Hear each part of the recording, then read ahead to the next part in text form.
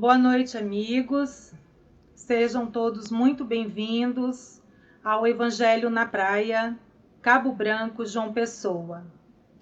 Nesta noite, nós temos o nosso amigo Stanley Tenório, que é trabalhador do Centro Espírita Leopoldo Cirne e da Instituição Espírita Nosso Lar, em João Pessoa, na Paraíba.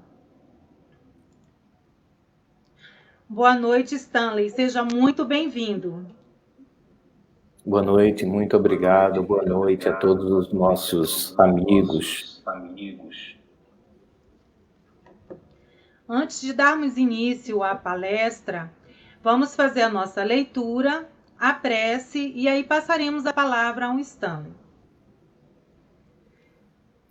Faremos aqui a leitura do livro Ceifa de Luz, de Francisco Cândido Xavier, pelo Espírito Emmanuel. No erguimento da paz.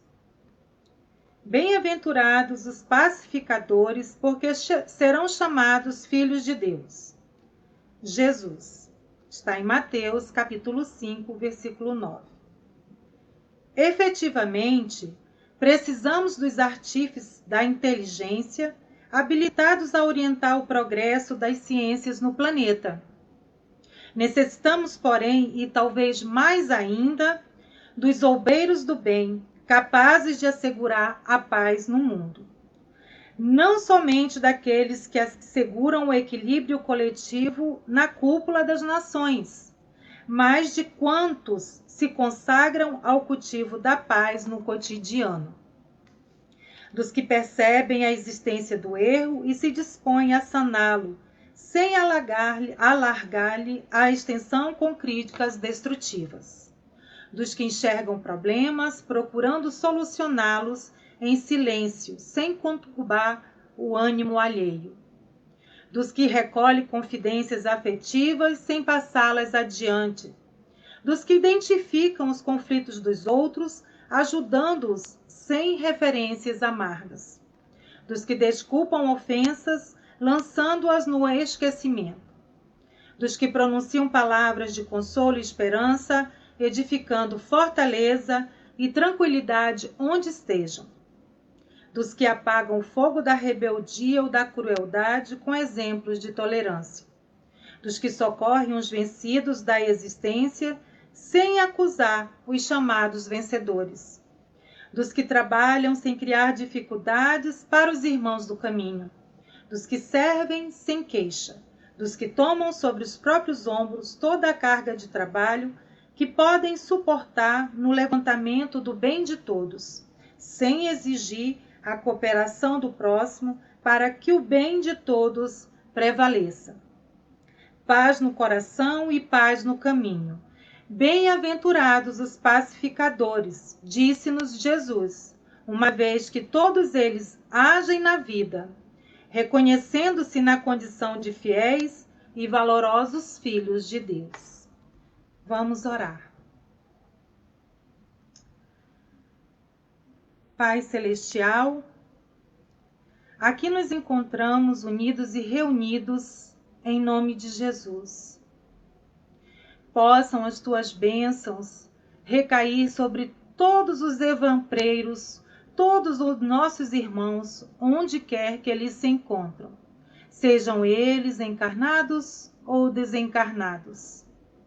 Pedimos, Senhor, que os bons amigos possam intuir e estar conosco nessa noite, assim como ao nosso amigo Stanley, para que sejas guiado em sua fala e que a palavra aqui trazida possa tocar aos nossos corações e almas.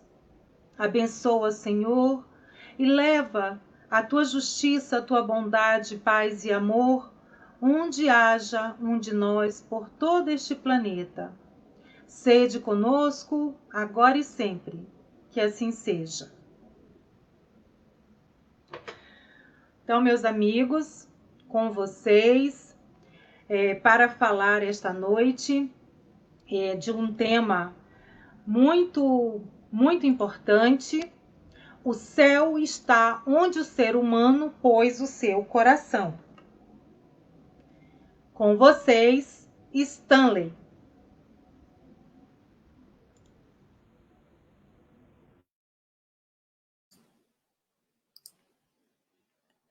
Prezados irmãos em Deus, é uma satisfação renovada estarmos unidos e reunidos, como bem falou a nossa irmã, em nome de Jesus, com o objetivo de refletirmos algumas proposições trazidas através da nossa luminosa doutrina dos Espíritos, que, segundo Emmanuel, nada mais é do que o cristianismo redivivo. Eu inicio a minha fala agradecendo ao convite que me fora formulado pelos organizadores do Evampra, a confiança por me facultar o uso da palavra, e sem olvidar o agradecimento a Deus, nosso Pai, Jesus, nosso irmão, modelo e guia para as nossas vidas, ao estimado Allan Kardec, que com muito desvelo gerou um contributo relevantíssimo para a nossa humanidade, ao meu irmão de coração, Francisco Cândido Xavier, a quem não encontro palavras para render a gratidão por tudo quanto aurido através da sua pessoa, da sua produção em termos de livros e, sobretudo, através dos seus exemplos que bem se coadunam com os exemplos legados pelo Mestre Jesus.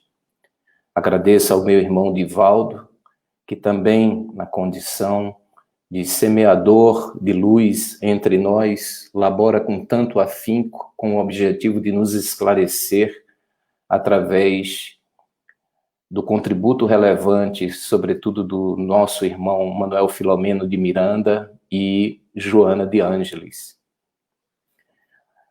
O tema, na verdade, nos remete a uma necessidade de nos abstermos dos problemas diários envolvendo o nosso plano existencial atual. É um convite para que nós volvamos o olhar e, de forma detida, acalmemos os nossos espíritos a fim de refletirmos que o escopo principal da nossa doutrina espírita é tão somente o aperfeiçoamento moral do ser humano.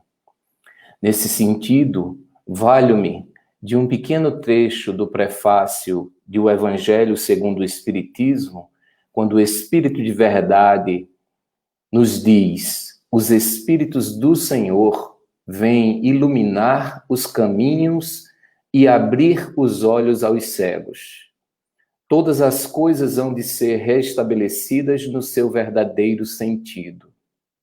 De imediato, podemos inferir que tal asserção guarda nexo com os equívocos pretéritos que geraram mais sombras do que luz em nossos caminhos, e que, a despeito dos olhos abertos para a carne, mantivemos durante muito tempo os olhos fechados e na condição de cegos para os valores reais do Espírito, que nos fazem, através de passos verdadeiramente cristãos, ascender nessa escala evolutiva almejada por nós. Bem sabemos que esta obra, o Evangelho segundo o Espiritismo, trata de 5 partes: os atos comuns da vida do Cristo, os milagres, as predições, as palavras que foram tomadas pela Igreja para fundamento de seus dogmas, mas em se tratando especificamente, aqui faço uma correção, não é o Evangelho segundo o Espiritismo, mas o Evangelho como palavra ampla e restrita, mas no que concerne ao Evangelho segundo o Espiritismo, o foco dessa obra é o ensino e, pois, o aprimoramento moral. E esse ensino moral enseja a reforma de si mesmo. Daí a razão pela qual urge compreender que a nossa doutrina espírita almeja que nós compreendamos que a sua pauta mor é tão somente uma regra de conduta.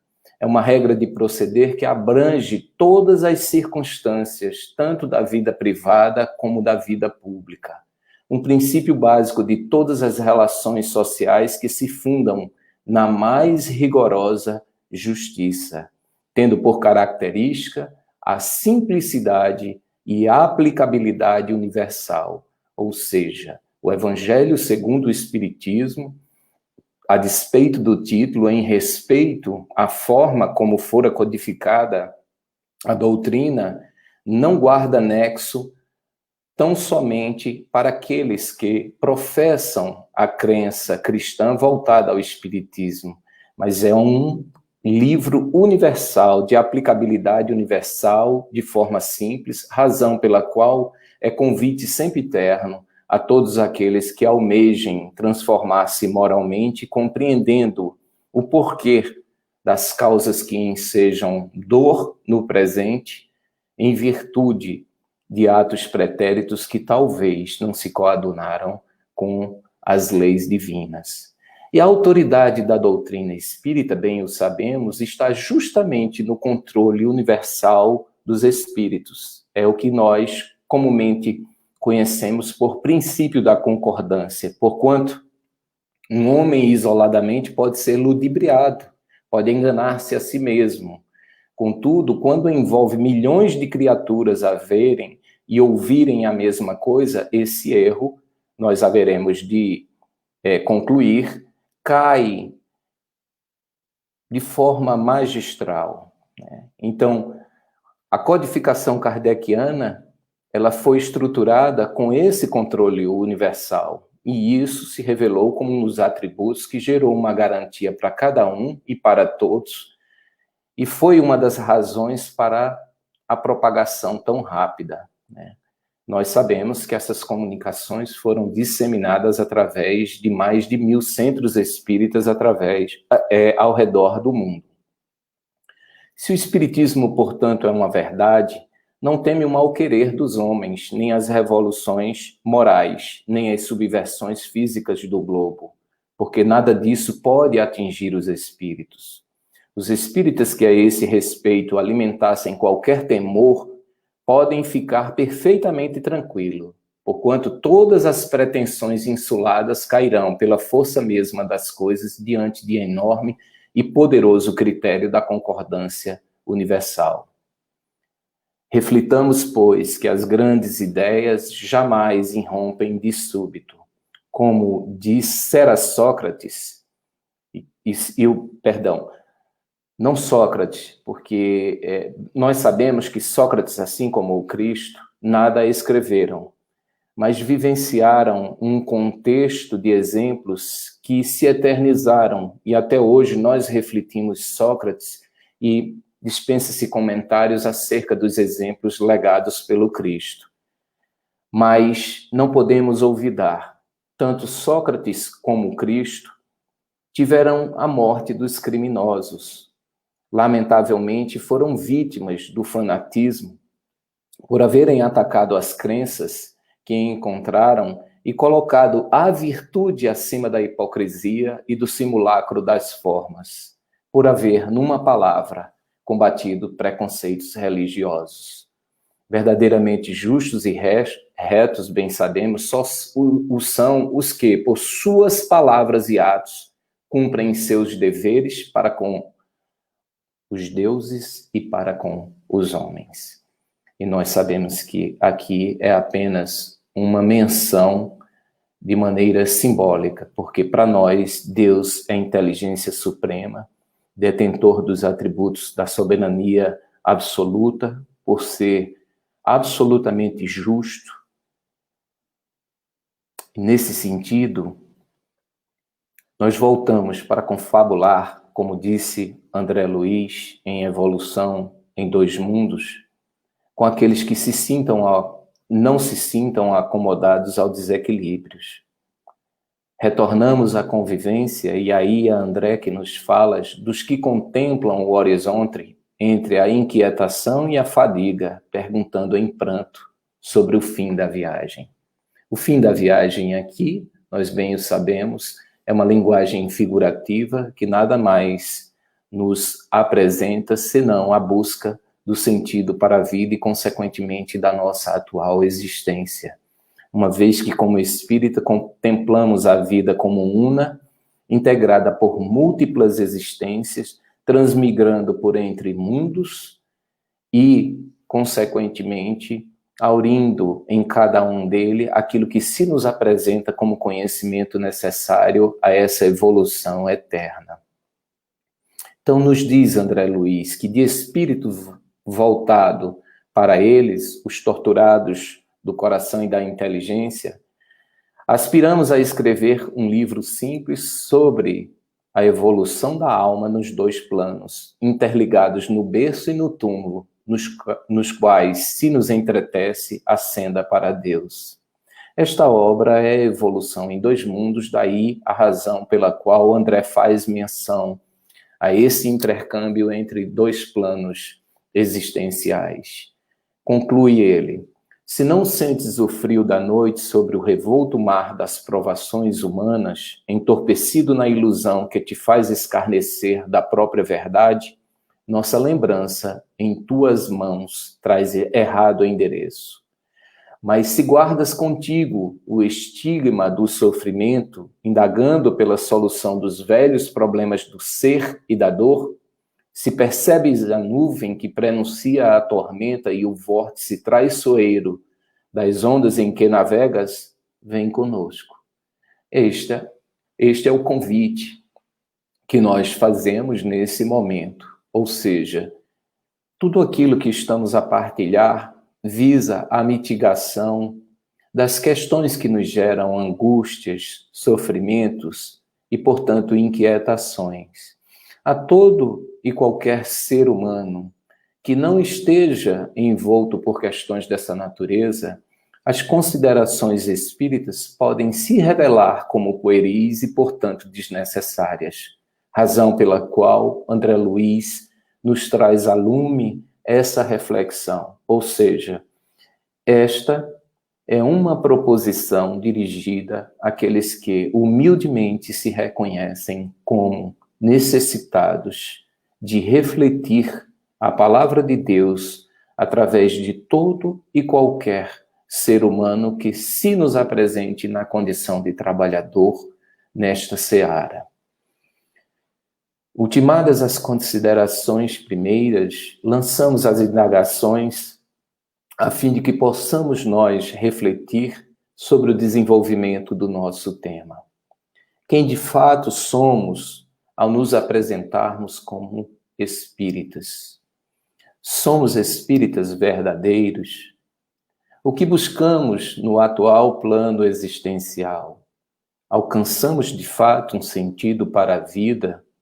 Como contemplamos o momento pandêmico que nos visita?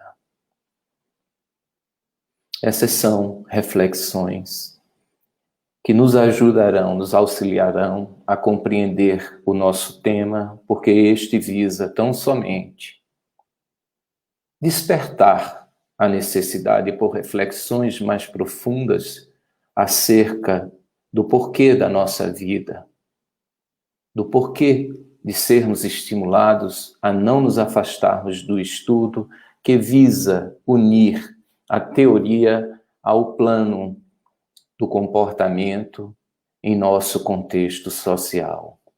E eu cunho, então, um primeiro trecho aurido de uma mensagem legada por uma rainha de França em Havre, em 1863, de O Evangelho segundo o Espiritismo. Diz-nos o trecho: correm os homens por alcançar os bens terrestres, como se os houvessem de guardar para sempre. Aqui, porém, todas as ilusões se somem. De imediato, nós podemos compreender o escopo primordial do Espiritismo como sendo a busca pela supressão do predomínio do materialismo e a ascensão da necessidade desses valores espirituais, de sorte a compreendermos-nos como legítimos possuidores em trânsito por este plano denominado orbe terreno. Portanto, não somos proprietários de absolutamente nada no plano material. Daí a razão pela qual nos alvitrou Jesus que orássemos e vigiássemos, a fim de não incorrermos nos equívocos de outrora e, consequentemente, tornarmos pior o nosso plano existencial. Eu tenho como proposta, em minhas falas, sempre promover um intercâmbio das obras espíritas com os fatos auridos através da literatura, não denominada cristã, mas a literatura usual, aquela que retrata reflexões obtidas a partir dos fatos vivenciados pelos seus autores. Não quero dizer dessa forma e a partir dessa afirmação que estas afirmativas lançadas em tais livros não guardem nexo com o cristianismo, muito pelo contrário. A proposta é justamente aquela realizada por André Luiz, quando, através das mãos de Chico Xavier, nos trouxe um relevante contexto teórico a partir da análise dos fatos vivenciados por nós.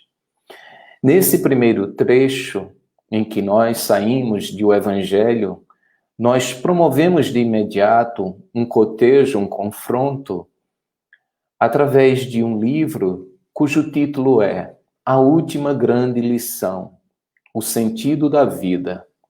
Esse livro fora escrito por Mitch Albom e versa sobre uma conversação travada durante um tempo da vida com um professor universitário seu chamado Maurice Schwartz.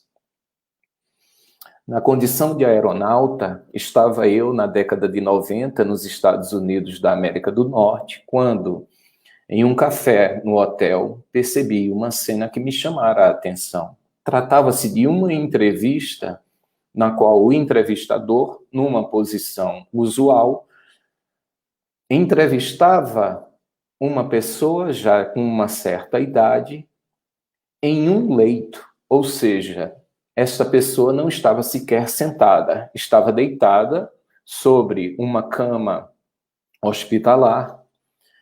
E essa entrevista me chamou a atenção pelo contexto que nela se apresentava.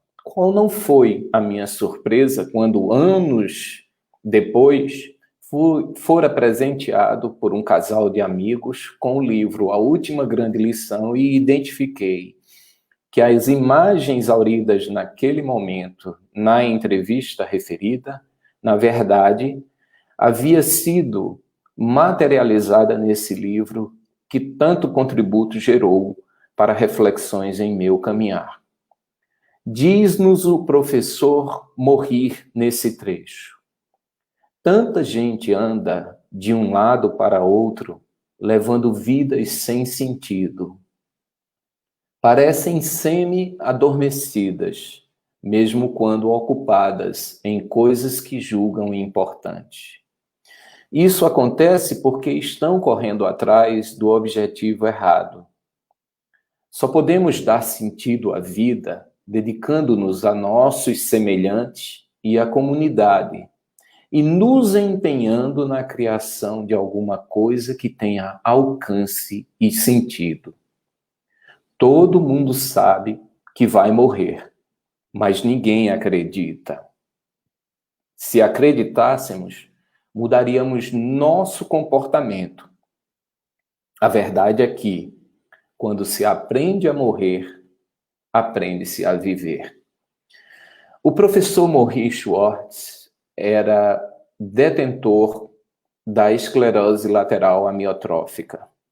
E nós sabemos que esta é uma enfermidade cuja causa permanece desconhecida da medicina e, por conseguinte, não alcança essa suprimir os respectivos efeitos, embora consiga postergá-los, uma vez que os efeitos se apresentam como a mortificação do corpo humano físico, gradativa. Eu tive a oportunidade de acompanhar um amigo em tenra idade padecendo os efeitos da ELA.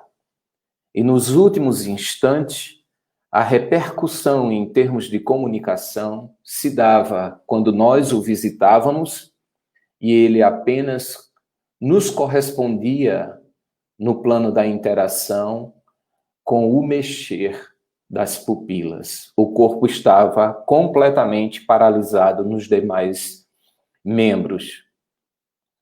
E sempre que o visitávamos, nós nos encontrávamos extremamente fortalecidos para o momento, mas logo que iniciávamos as tratativas para nos despedir, e o fazíamos sempre através de uma leitura de um trecho do Evangelho e uma prece, os atos eram seguidos pelas lágrimas silentes de amigos que sabiam que não teriam qualquer controle sobre o próximo segundo no que concerne ao plano existencial. Ou seja, nós sabíamos que aquele momento, em verdade, se revelava sempre como talvez o último momento. E essa emoção que nos circundava não era uma emoção de tristeza, era uma emoção de saudade de quem estava acompanhando um irmão em uma situação adversa e nada mais poderia compartilhar naquele momento senão a palavra de conforto aurido através dessa doutrina que nos trouxe um sentido à vida. Então, na vida do espírita verdadeiro, essa forma de trânsito referida pelo professor Morir, destituída de sentido, já não faz sentido, porque o espírita sabe que, em verdade, a morte é apenas uma transição através da qual o espírito volve ao seu estado primário existencial e, portanto, à vida real. Compreendendo que Deus, em sua infinita bondade e suprema inteligência, não nos criou para o último adeus, mas para o amor que nos une, vida, portanto, existências afora. A advertência do professor, todavia, faz todo o sentido, porque como a rainha referia na mensagem em um Evangelho segundo o Espiritismo, lamentavelmente, nós continuamos a fechar os olhos do Espírito para aquilo que se nos apresenta como mais relevante.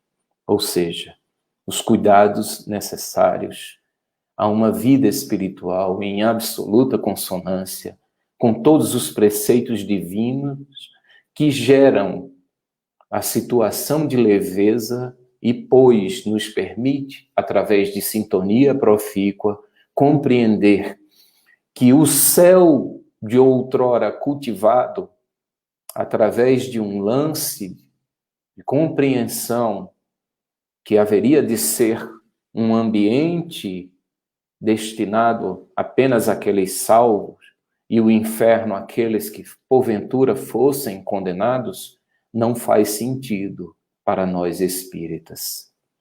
Compreendendo, pois, que este céu, em verdade, é uma construção diuturna realizada através da compreensão dos vícios pretéritos e, sobretudo, da necessidade de transformá-los em virtudes atuais. E, nesse sentido, quando nós falamos de adversidades como sendo os momentos escolhidos para reflexões dessa natureza, nos lançamos à indagação. Quem, porventura, adentrou o estudo da doutrina espírita através da dor?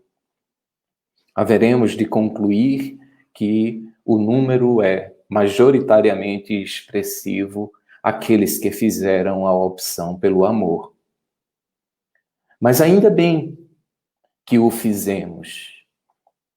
E ao fazermos, urge compreender que o contexto de fanatismo não se coaduna com a proposição de vivência desta doutrina que nos permite transformar a nós mesmos e influenciar de forma positiva ou negativa na transformação do próximo.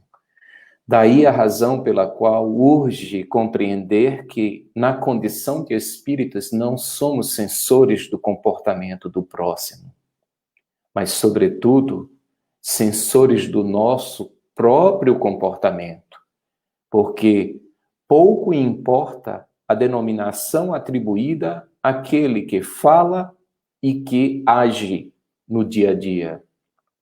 O que importa é o exemplo que deles podemos colher e, por conseguinte, nos deixar influenciar por uma psicosfera benfazeja ou não.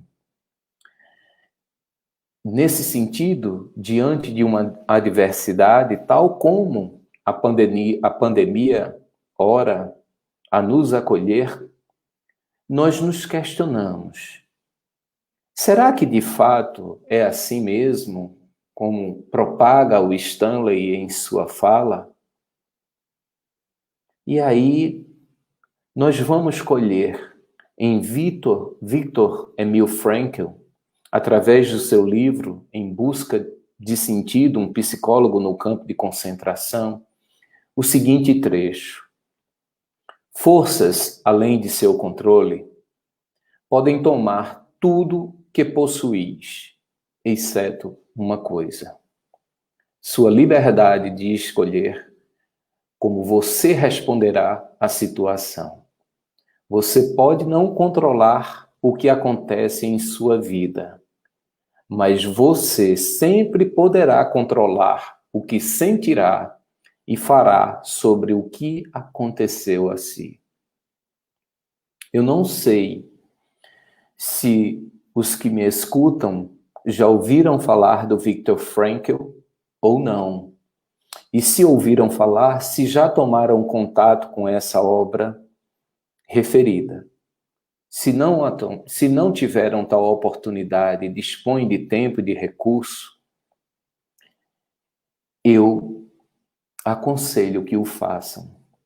Porque o Viktor Frankl é um prisioneiro de guerra na Segunda Guerra Mundial, que era um médico, estava absolutamente estruturado para uma vida normal, mas por ser judeu, ganhou como, digamos, opção naquele momento, manter-se vivo através de árduo labor em um campo de concentração, cuja refeição, para que possamos aquilatar o nível de desafio e de adversidade vivenciados por ele, poderia ser encontrada através de um pedaço de pão por um dia de trabalho duro. Mas o Viktor, a despeito de não fazer referência a contexto religioso, encontrou um sentido para manter-se vivo. E nós compreenderemos um pouco adiante que sentido foi esse, que o fez se revelar diante de nós tão grande, quanto se revelaram todos aqueles que conhecemos por santos, por trabalhadores cristãos, envoltos pela fé mais fervorosa e, sobretudo, a capacidade de vivenciar as adversidades com base nessa fé. Diz-nos o Evangelho segundo o Espiritismo, no capítulo 2, Meu reino não é deste mundo, o seguinte: a ideia clara e precisa que se faça da vida futura proporciona inabalável fé no porvir. Fé que acarreta enormes consequências sobre a moralização dos homens, porque muda completamente o ponto de vista sob o qual encaram eles a vida terrena. Eu creio que se nós tivéssemos tão somente esse trecho em O Evangelho segundo o Espiritismo, isso já seria suficiente para que nos detivéssemos em estudos e aprofundamentos acerca do que de fato significa a fé em nossas vidas. Mas vejam, o trecho nos chama a atenção para a necessidade de termos uma ideia clara e precisa sobre a vida futura, a fim de estruturarmos essa inabalável fé também no porvir. E como consequência, as transformações no contexto de moralização dos homens, em virtude da mudança do ponto de vista sob o qual encaram estes mesmos homens a vida terrena. O nosso problema tem sido, de forma renitente, o materialismo. E Chico Xavier, em a obra Libertação, quando fala sobre tais preocupações, não se adstringem tão somente ao plano material. Porque André nos traz um pequeno trecho que bem evidencia a necessidade de compreendermos esse plano de fé raciocinada, sobretudo no que concerne ao exercício, ainda que transitório também, de funções tão sublimes como a de paz. E nesse trecho, cujo momento é de uma conversação entre um espírito já com um certo avanço, desencarnado, portanto, e aquela que se apresenta naquele momento como sua genitora, clamando para que esta observe a necessidade da compreensão entre esta vida transitória na Terra, os desafios a serem encontrados no orbe terreno, porque como espíritas sabemos que estamos imersos em um contexto de provas e expiações, a fim de que essa condição mais avançada dela não sofresse efeitos adversos por conta do que comumente costumamos denominar amor e se nos apresenta como um dos maiores equívocos no campo da educação. Diz-nos o trecho: o anjo que desça ao fundo da mina de carvão continuará naturalmente a ser um anjo na vida íntima. Entretanto, não escapará ao clima deprimente do subsolo. Não me recebas nos braços por boneca mimosa e impassível. Adornos externos nunca trazem felicidade legítima ao coração, e sim o caráter edificado e cristalino, base segura de que se expande a boa consciência. E aqui de imediato fazemos remissão que quando propusemos o tema "O céu está onde o ser humano pôs o seu coração", utilizamos o coração justamente para fazermos remissão à necessidade de bem observarmos que todas as nossas concepções e ações, sejam no campo comissivo ou omissivo, se restringem ao plano mental, que podem se nos apresentar como atividades realizadas ou não, mas jamais não existentes nesse mesmo campo mental. Daí a razão pela qual se faz necessário volver um pouco o olhar a Jesus e relembrarmos do diálogo dele com Pilatos, quando Jesus, de forma bastante assertiva, disse que o reino dele não era daqui. Então compreendamos, nós estamos em busca de um céu, porquanto temos, de maneira clara, a convicção de que este céu é realmente o reino divino. E o fazemos de forma a bem compreendermos que a consecução deste reino está distrito a tudo aquilo que cultivamos no campo mental.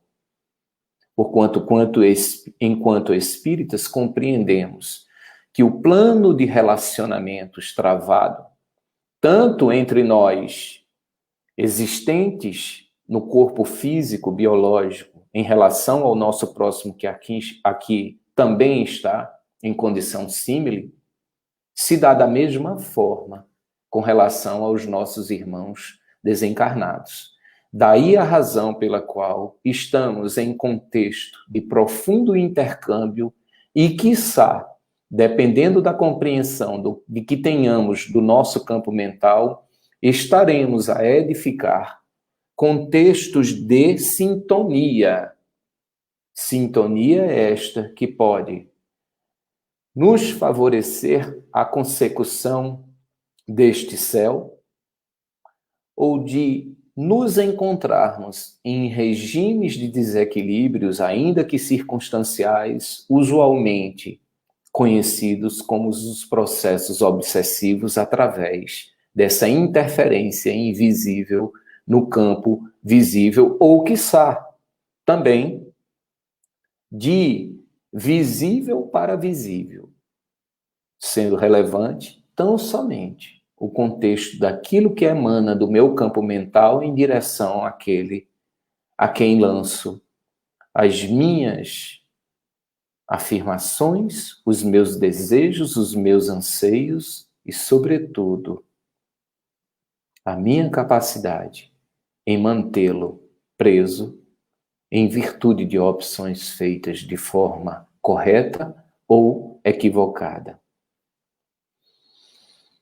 E nesse sentido, quando nós evidenciamos a necessidade de bem compreendermos a missão de pais para favorecermos ao nosso próximo na consecução deste céu, nós colhemos de um oftalmologista, cujo nome é Dr. Hélio Angotti Neto, em um livro A Morte da Medicina, o seguinte trecho para evidenciarmos quão relevante é compreendermos que, ao vivermos imersos na carne em um mundo de provas e expiações, adotamos como meio para bem progredirmos a compreensão de que estamos a laborar na obra divina através do nosso aprimoramento moral e também de tudo aquilo que estamos capacitados a realizar em prol do nosso próximo, a fim de que este também conosco avance. Diz-nos o Dr. Hélio Angotti: quando comecei na medicina, ainda estudante, não conheci nenhum profissional que me expusesse de forma adequada o problema da vida, ou ainda que tenha se aprofundado em temas éticos e morais de forma prática e integral. Passei a minha graduação quase toda sem me importar muito com essas questões sobre o valor da vida, o abortamento dos bebês, a eutanásia e demais temas controversos nos quais, inevitavelmente, um médico acaba por se envolver. Eu estava dentro do paradoxo do interesse moral, se assim posso chamar, descrito por Eric Weil. A idade na qual é mais importante estabelecer os princípios morais e discutir sobre o certo e o errado é justamente o período no qual o indivíduo costuma se interessar menos por tais assuntos. Quando surge o interesse em questionar e buscar em profundidade o bem, normalmente muitos anos se passaram e muito estrago já aconteceu. Então, vejamos, compreendamos o porquê de Jesus, em sua sabedoria luminosa, nos ter legado, talvez como proposta maior em nosso existir, o amor próprio ao próximo e a Deus sobre todas as coisas. E Francisco de Assis, como retratado na obra O Sol de Assis, palavra de Divaldo Pereira Franco, nos diz algo um pouco adequado ao nosso contexto atual. Diz-nos Francisco, devemos ousar a amar o amor. Ou seja, é uma prova inequívoca da necessidade de aperfeiçoarmos a compreensão acerca do amor alvitrado por Jesus, a fim de alcançarmos um sentido para a vida e, uma vez imersos nesse sentido, compreendermos que o céu estará sempre onde nós, na condição de seres humanos, ousarmos pôr o nosso coração. Fazendo uma remissão a Viktor Emil Frankl, algo que me abalou profundamente de forma positiva, foi a fé deste homem ao enfrentar tais adversidades. Devo anteceder a informação de que Viktor não tinha como objetivo escrever um livro. Mas, na realidade, a partir do momento em que se apresentou aquela circunstância, um livro passou a ser também um objetivo de vida, a fim de que ele alcançasse o sentido perseguido. Mas, mais do que isso, a humildade deste homem é algo tão extraordinário que, ao levar consigo os escritos para materializar o livro, num primeiro momento, almejou publicá-lo de forma anônima, a fim de não obter qualquer benefício material em relação à sua pessoa. Desistiu de tal objetivo, compreendendo que aquele contexto de narrativa poderia ser alterado e desfavorecer os propósitos que os mantiveram de pé a despeito de toda a adversidade. Mas para nós compreendermos a inabalável fé no porvir que abraçava este ser humano naquele momento, eu trago um pequeno trecho de uma conversação dele com o chefe dos médicos no campo de concentração Auschwitz, chamado Otto. Diz o Viktor ao Otto, após ter sido informado que naquela noite partiriam 2 vagões e que, a despeito de não ter o seu nome na lista daqueles que integrariam os vagões, o médico, pela estima desenvolvida pelo trabalho dele, decidira incluir o seu nome na lista a fim de que se libertasse do campo. Eis o que diz o Viktor ao Otto. Escute-me, Otto. Se eu não regressar ao meu lar, para a minha esposa, então diga-lhe que sobre ela falei diariamente. Segundo, que eu a amei mais que qualquer outra pessoa.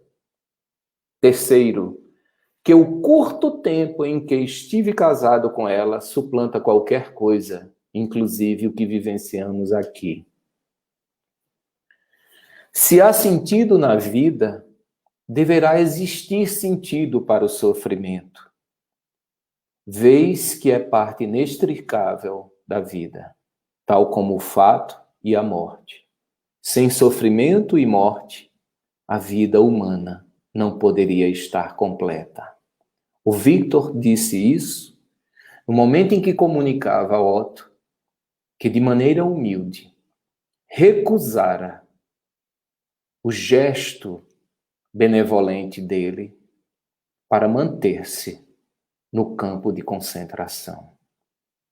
E qual não foi a surpresa de Victor ao saber, a posteriori, que aqueles 2 vagões que naquele momento o Otto apresentara ali como meio para sair do campo de concentração, em verdade, tomara o destino da câmara de gás. E o Victor destacou que fazia isso, recusava aquele convite naquele momento, não por qualquer gesto de orgulho ou outra pretensão, mas tão somente por acreditar que o rio deveria correr sozinho e as coisas deveriam acontecer de forma natural. Este é um exemplo, meus irmãos, de uma fé inabalável, porque qual de nós, diante de uma possibilidade de fuga de um inferno na terra, como relatado em relação aos campos de concentração, não aceitaria ajuda desse tipo? Mas foi a fé daquele homem que buscava um propósito para a sua vida, que o manteve vivo, lhe permitiu não apenas escrever um livro, mas tornar-se o pai da logoterapia, que nada mais é do que uma terapia através da qual nós reconhecemos valores próprios e somos capazes de lidar com eventos tais como a ansiedade, a depressão, a ausência de sentido para uma vida. E isso é tão patente na vida do Victor, que em uma aula com diversos alunos, o Victor lança um questionamento para a turma ao escrever em um pedaço de papel sobre a compreensão deles em relação a ele no que concerne a um sentido da vida. Então, Victor escreve o que seria o sentido da vida, não mostra a ninguém e pede para que cada aluno escreva. E qual não foi a sua surpresa ao ter um dos alunos revelado o seguinte: professor, o sentido de sua vida é ajudar os outros a encontrarem o sentido da vida deles. E fora justamente o que Victor houvera escrito naquele pedaço de papel. Meus irmãos, o tempo urge e nós caminhamos para a nossa conclusão. E eu gostaria apenas de partilhar 2 pequenos trechos, um emanado do Chico Xavier, através do livro Entrevistas de Elias Barbosa, e o outro também de Chico e Humberto de Campos, aí retratando uma fala do nosso Mestre Jesus na casa de Simão, em conversa com Zebedeu, pai de Tiago e João. Ressalta Chico Xavier: a nossa doutrina é de livre exame, sem o que não alcançaremos a fé raciocinada. Tenho aprendido com os mensageiros da vida superior que qualquer trabalho de melhoria, burilamento, corrigenda ou elevação da alma, sem apoio religioso, fracassa na certa. A revolução em que acredito é aquela ensinada por nosso Senhor Jesus Cristo, que começa pela corrigenda de cada um, na base do façamos aos outros aquilo que desejamos que os outros nos façam. Quem quiser estudar, orar, cumprir com os próprios deveres e trabalhar em auxílio dos outros, principalmente daqueles que atravessam dificuldades e provações maiores que as nossas, alcança libertação e tranquilidade, com toda certeza, porque os nossos adversários desencarnados são sensíveis às nossas palavras, mas que só se transformam para o bem com o apoio em nossas próprias ações. E Jesus, então, arremata a nossa fala dizendo o seguinte: os verdadeiros discípulos das verdades do céu, esses não aprovam o erro, nem exterminam os que os sustentam. Trabalham pelo bem, porque sabem que Deus também está trabalhando. O Pai não tolera o mal e o combate, por muito amar os seus filhos. Vê, pois, Zebedeu, que o nosso reino é de trabalho, perseverante pelo bem real da humanidade inteira. Reflitamos, pois, que o céu referido por Jesus está onde o ser humano pôs o seu coração. E com ele eu me despeço de todos vós, aguardando a nossa irmã para a prece final, desejando a todos paz e luz com Jesus. Muito obrigado.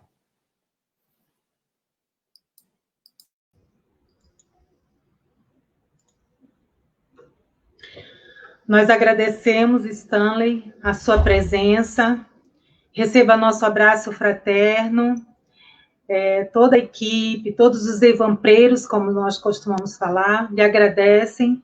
Eu espero termos outras oportunidades de juntos estarmos virtualmente ou de forma presencial. Muito obrigada. Que Jesus lhe abençoe e que possa continuar iluminando o seu caminho.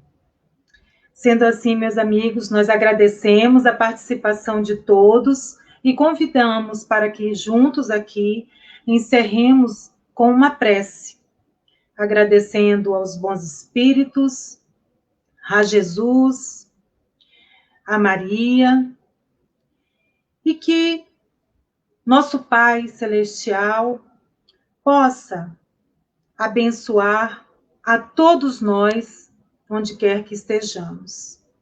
Agradecemos a oportunidade do trabalho, do estudo, de estarmos juntos, unidos e reunidos, continuando esse trabalho, mesmo de forma virtual. Que possamos, através desses elos, dos laços que nos uniram e que nos unem, permanecermos firmes e fortes na seara de Jesus. Agradecemos a Deus pela oportunidade da vida, por mais um dia, e que possamos, desta forma, agradecidos que somos,